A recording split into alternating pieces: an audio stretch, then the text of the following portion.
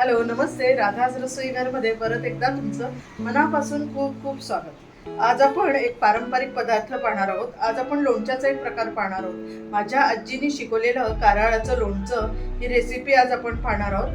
करायला सोपी, चटकदार आणि वर्षभर टिकणारी, त्याला काही होत नाही अशी चवदार अशी ही रेसिपी आहे. पाहूया मग त्याची रेसिपी. चला तर आपण टेस्टी आणि वर्षभर टिकणारं कारळाचं लोणचं करायला घेऊया. हे मी मार्केटमधनं कट करून आणलेलं आहेत कैऱ्या. आंबट कैऱ्या पाहिजे आणि बाठ असलेल्या अशा साधारण कट करून देतात आपल्याला, किंवा आपण घरी सुद्धा करू शकतो. पण घरी आपल्याला एवढ्या छान कट नाही करता येत, त्यामुळे शक्यतो मार्केटमधनंच कट करून आणा. आता आपण त्या छान पुसून घेऊया. थोड्या थोड्या करून पुसून घ्यायच्या, कारण मी थोडंसं कुठे धूळ वगैरे लागली असेल तरच थोडंसं आपण पुसून घ्यायचं त्याला, कारण आपल्याला धुता येत नाही, त्यामुळे पाण्याचा अंश नाही लागला पाहिजे. त्यामुळे स्वच्छ कापडाने व्यवस्थित अशा फोडी आपण पुसून घ्यायच्या आणि एका स्वच्छ बाउलमध्ये कोरड्या त्या काढून घेऊया.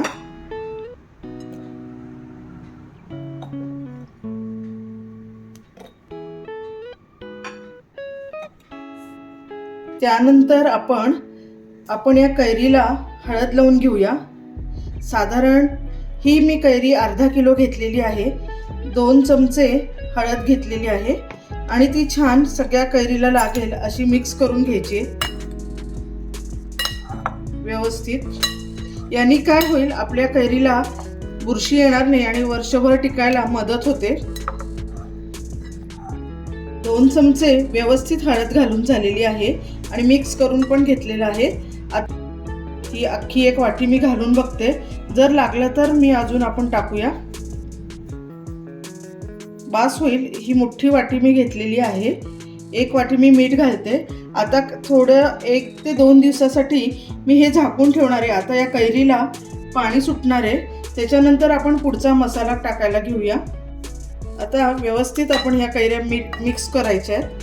आता त्याला पाणी नंतर सुटेल, मी तुम्हाला दाखवीनच पुढे काय करायचं ते. पण आत्ताला आपण व्यवस्थित झाकून ठेवूया. अशा ठिकाणी ठेवायचं की त्याला पाणी बिलकुल लागलं नाही पाहिजे. व्यवस्थित स्वच्छ आणि कशाचाही ओलावा न लागता अशा ठिकाणी तुम्ही ठेवा. आता आपण ज्या लोणच्याचा मसाला लागतो तो करायला घेऊया. साधारण 2 चमचे मेथ्या घ्यायच्या आहेत आणि मंद गॅसवर त्या भाजून घेऊया.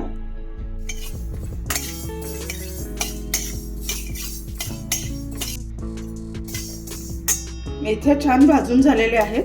मी आता त्या काढून घेते. तर आपण कारळाचं लोणचं करतोय, अशी कारळं असतात. आता याला व्यवस्थित भाजून घ्यायचं आहे. हे करत असताना मी तुम्हाला दाखवते. आता आपण व्यवस्थित भाजून घेऊया. गॅस बारीकच ठेवायचा आहे. हे करत असताना मला माझ्या आजीची खूप आठवण येते, कारण मी आजीच्या हातचं लहानपणी लोणचं खाल्लेलं आहे. अतिशय आवडायचं, वर्षभर टिकायचं आणि मोठ्या बरणीमध्ये ती करायची लोणचं. कधी संपून जायचं कळायचंच नाही. वर्षभर टिकणार हे लोणचं मोठ्या 2-2 बरण्या भरून तिचं केलेलं असायचं. म्हणून मी ठरवलं की आज तुमच्याबरोबर ही रेसिपी शेअर करावी. आता छानपैकी याला भाजून घ्यायचं आहे आणि त्यानंतर हे गार करून घ्यायचं आहे.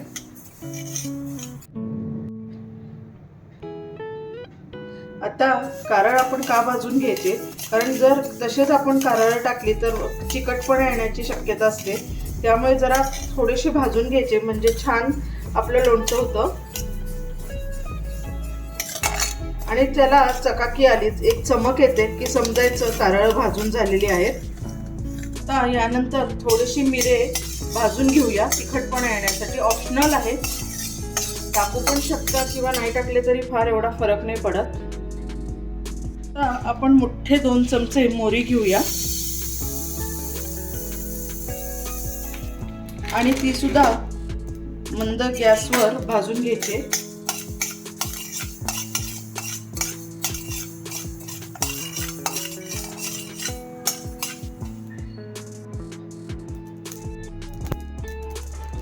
मोहरी तडतडायला लागली की लक्षात घ्यायचं की मोहरी आपली होत आलेली आहे आणि गॅस बंद करून टाकायचा.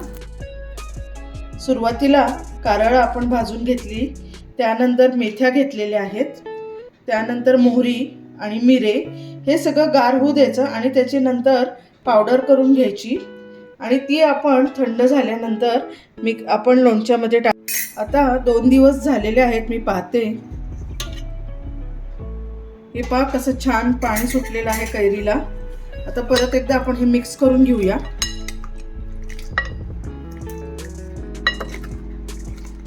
जेव्हा कधी तुम्ही लोणच्याची रेसिपी करायला घ्याल तेव्हा हे चमचे वगैरे सगळे कोरडे असले पाहिजेत. अजिबात पाण्याचा अंश त्याला लागता कामा नये, नाहीतर आपलं लोणचं लवकर खराब होतं आणि आपल्याला कळत नाही आपण सगळी रेसिपी व्यवस्थित तर केली आहे पण खराब का झालं, कारण या छोट्या छोट्या गोष्टींची काळजी घ्यायला लागते.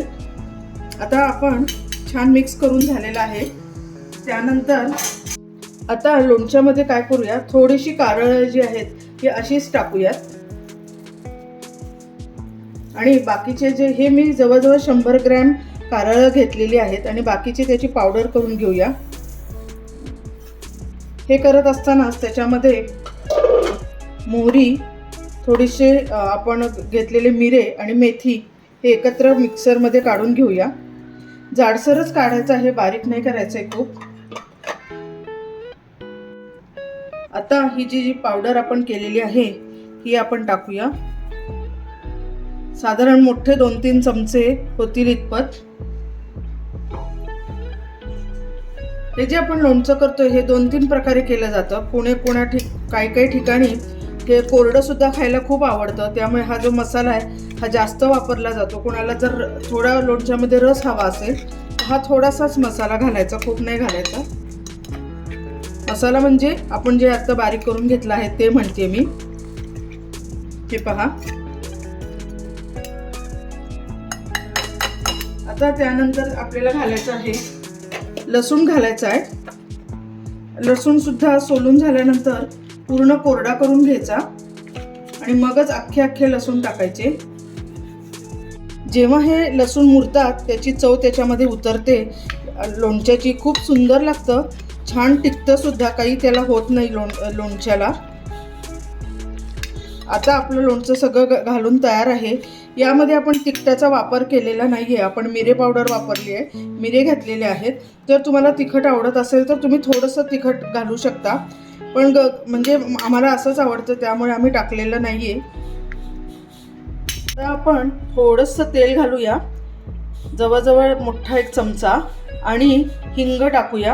आणि हे जेव्हा तेल गार होईल त्यानंतरच लोणच्यामध्ये मिक्स करायचं. गरम गरम फोडणीसारखं तेल टाकायचं नाही.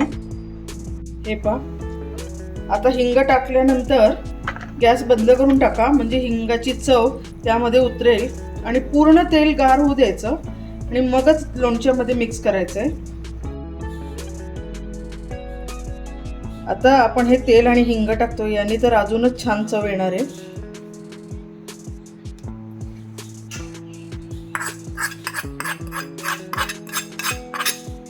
आणि आता हे लोणचं मिक्स करून घेऊया. वेगळं जरा तुम्हाला ही रेसिपी नक्की आवडली असेल. कारळही पोटामध्ये जातात, एरवी आपली खाल्ली जात नाहीत.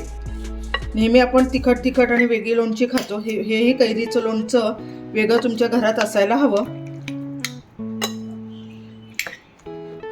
लोणचं आता बनवून तयार झालेलं आहे. आता मी चिनी मातीच्या एका भांड्यामध्ये काढून घेते आणि मुरवण्यासाठी पॅक बंद करून ठेवते. दाखवते मी तुम्हाला.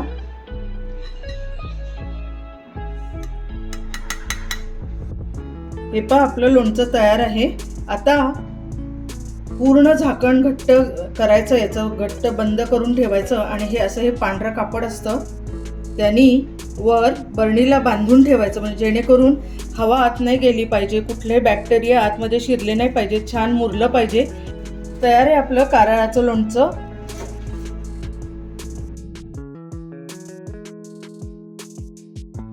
करायला सोपी, वर्षभर टिकणारी ही अशी कैरीची आपण कारळाच्या लोणच्याची रेसिपी पाहिली. नक्की करून घ्या, कारण खूप चवदार आणि मस्त लागते. त्यासाठी आणि छान छान रेसिपी पाहण्यासाठी सबस्क्राईब करायला अजिबात विसरू नका. राधा रसोईघर हे माझं चॅनल. Thank you very much.